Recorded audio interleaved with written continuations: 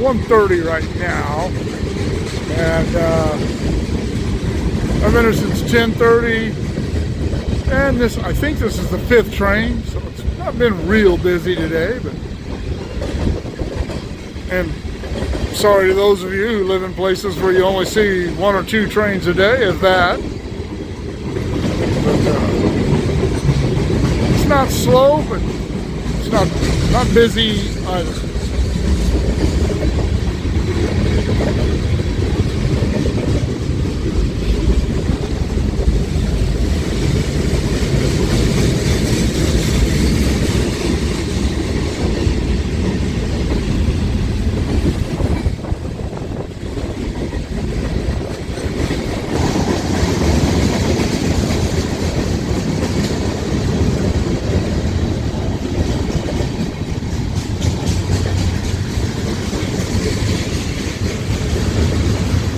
Lots of loaded cars. There should be some more power on this train somewhere.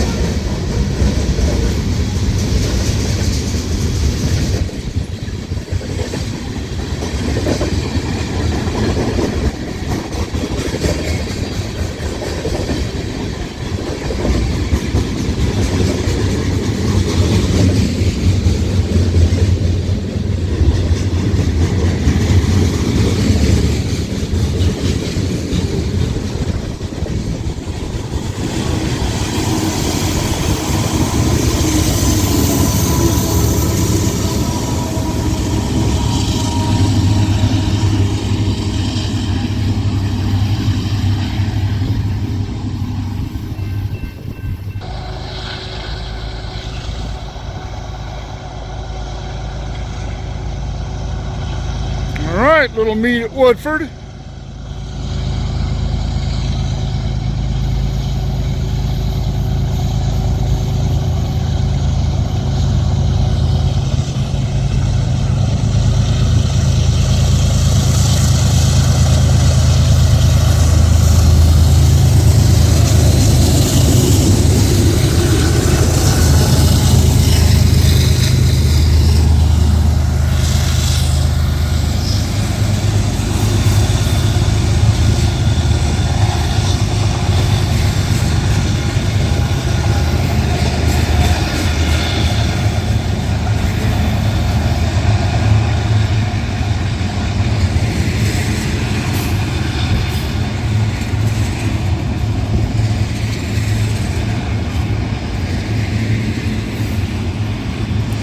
I'm out trying out the drone, the Phoenix V11 Pro.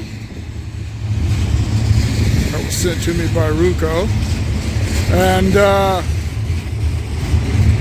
it seems to be okay. It's got a couple of glitches. I don't know if that's something that's going to be an issue with it, or if it's just something that happened today, nothing major. We'll find out. I'll let everybody know. And here are the URLs to my PayPal and my Patreon. You can help out the channel that way, sure appreciate it. I've also started a YouTube membership. The link to that is on my banner page, and it will also be in the description box below. It's $2.99 a month, $2.99. So if you can help out that way, I'd sure appreciate it.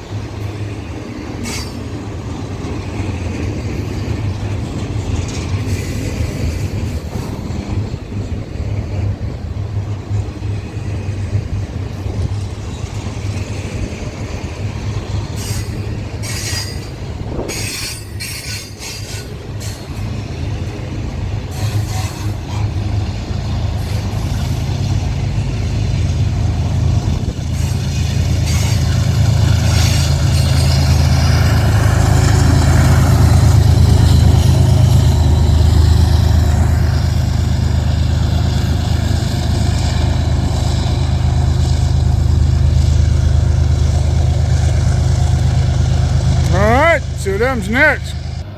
All right. I hope the wind noise isn't too awful bad.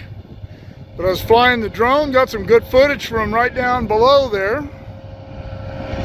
Got in my truck, started driving off, and this guy was right on the tail of that last train. He has to be running on yellows. So I jumped out of the truck, didn't have time to put my mic on or anything. As usual, my shoot from the hip videos.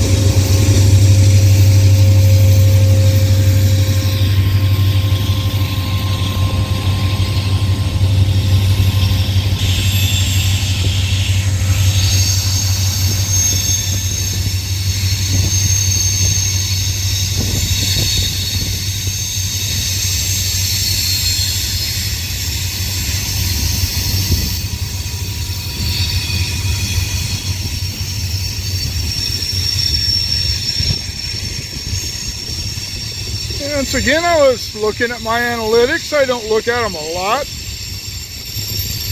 But again, I noticed that over 70% of the people who watch these videos are not subscribed to the channel. So if you enjoy this kind of content,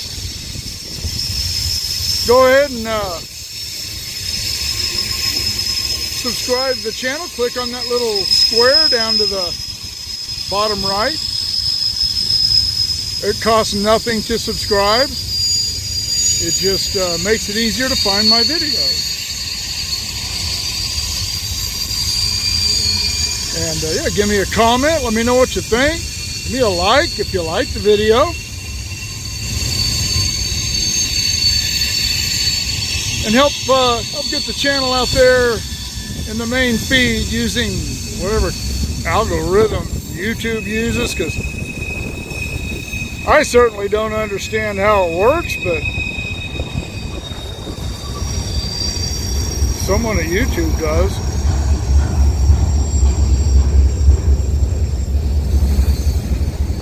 And yeah, we are at Rowan, and that is the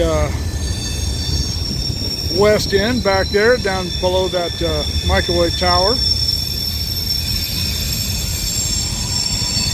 Oh, this is not a very long train at all.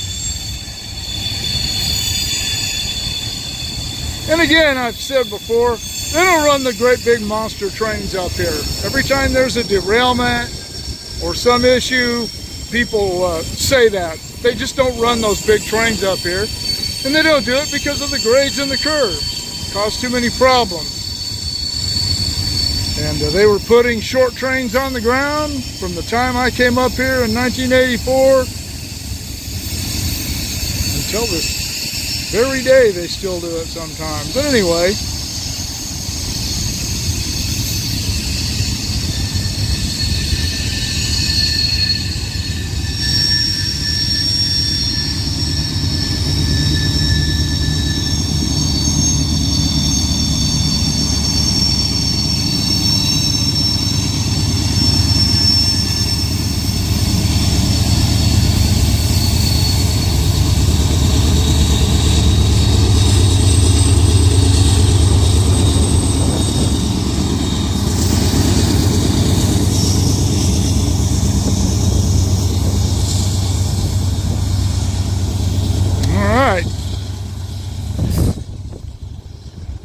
eastbound coming out of West Rowan. All right, well, I said I had the Phoenix V11 Pro 2 up. You can see the train back there towards the back. That's coming out of Tunnel 7. Tunnel 8's just on the other side of the hill, right above the train there. You can kind of see the train coming out of it. There, right, upper right. Yeah, you can see it. The train will wind around through here, come around this hill it's disappearing behind, and then out into the west end of Rowan, which is on about center frame there in the bottom. Again, the train stretched out. Way back there is Tunnel 7. You can't see Tunnel 7 from here.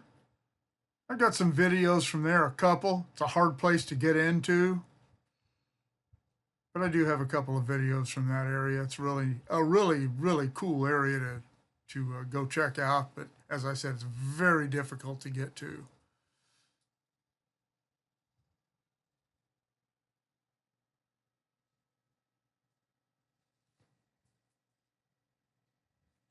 I was going to stick some music in here, but the selections of music I have in this editing program only have a couple of decent sounding things, and none of them I thought fit this video, so sorry about that.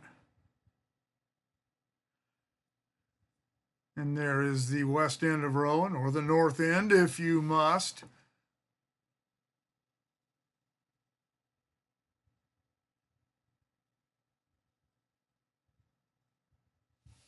See the steps there at the bottom of the screen next to the train. That's the steps that went up to where the old signal house was. Much like a way long, but those steps were not nearly as steep, nearly as long, and they weren't made out of wood. You see the train approaching where I'm standing. Truck parked there. And Rowan is much like Woodford. I always tell people that Woodford is one of the coolest places for the average rail fan to go watch trains, because much of it is right next to the road. It's very accessible. No one cares if you're there. Stay out of the way. But yeah, the view's a little different around every curve. Rowan's like that too. It's just a little more difficult to get into. It isn't alongside anything.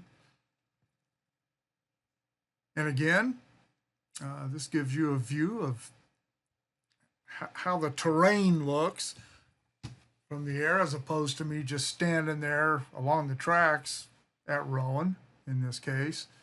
And I've had a few people, as I've said before, comment that they like these views because it does show them kind of where things are. Black Mountain back there in the background. It is where Tehachapi is, just on the other side of that.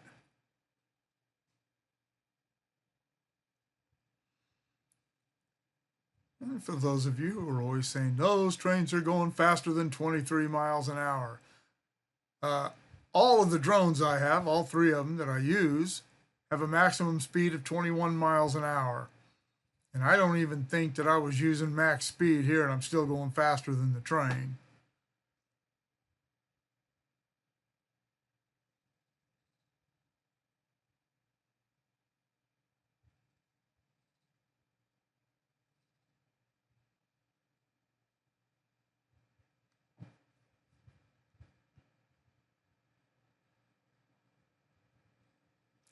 Right about where he is now, Bill Stocco, my old boss, told me years ago that right along here is where they used to throw out broken dishes and whatnot from the passenger trains.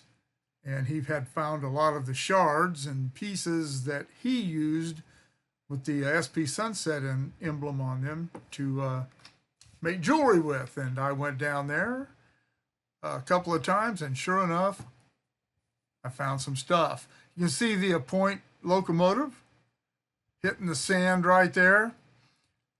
And if you're a trainman, let me know, when you use the sand, does it only work on the point locomotive, or are you able to use the sand on the other locomotives remotely? I'd be interested to know, because whenever I notice it, it's almost always just the point locomotive. It's always just the point locomotive. And can you use it on the DPUs as well? All right, looking back down toward the west end of Rowan.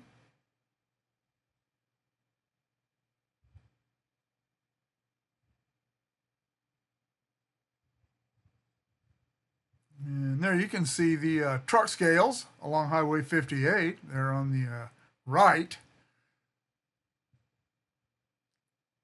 When people are driving down Highway 58 and don't even realize you're that close to the tracks because they are kind of down a hill a little bit. And hopefully you're all paying attention to the road and not to the tracks. And sorry for this blurriness. I got into a discussion with a subscriber. I don't know if he's a subscriber, but he made a comment about the 4K not coming through in the videos, and I had to agree with him on that. Some of this stuff like this is just blurry. It looks terrible. But we got into a discussion, and all the drones I use are set to record on 4K as default, and I have not changed those. But I do think I was using the wrong type of SD cards to record this onto, so I just purchased a few higher quality SD cards that are supposed to be compatible with 4K, and we'll see if that makes a difference. I haven't taken the drones out to do any footage since I received those, and so the next time I go out with the drones, I will have a higher quality SD card. We'll see if that helps any. I hope it does, because this is really annoying. I thought it was just an issue with my DJI, but it appears to be a problem with all of them at those long distances. All right, keep shooting me the ideas. Drop the comments below. Shoot me an email at motorport59@gmail.com. Like, share, subscribe. Click on the bell if you want to be notified of future content.